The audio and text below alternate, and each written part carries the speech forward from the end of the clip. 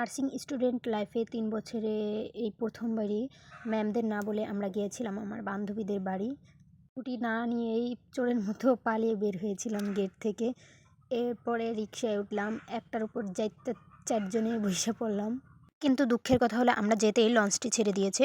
এরপরে আর কি করার, আমাদের এখানে 1 ঘন্টা অপেক্ষা করতে হলো। এরপরে আমরা লঞ্চ ঘাটে ঘোরাফেরা করতেছিলাম। এর ভিতরে এই বাদর ছেলেটা একটা কাঁকড়া নিয়ে আসলো, বলতেছে 10 টাকা না দিলে এই কাঁকড়াটা গায়ে দিবে। তখন আমি তাকে বললাম, হন মন মুই এসে বরিশালে মুই কি কারা করা ডরাই ক।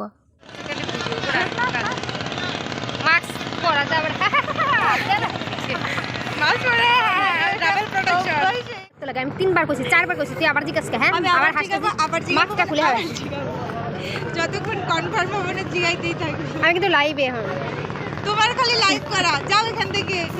চা কর চা পাবে বরিশালে বউ মানে তার বান্ধবী, তুই চাপা বাঁচতে হবে।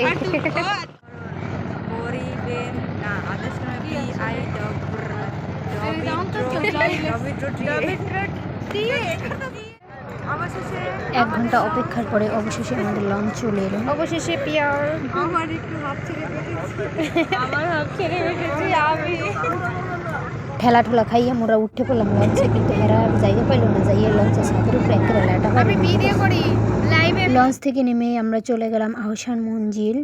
টিকিট কেটে যখন ভিতরে ঢুকলাম তখন মনে হচ্ছে শাড়ি না পরে এসে ভুল করেছি, আসলে জায়গাটা এত সুন্দর। আমার তো এখন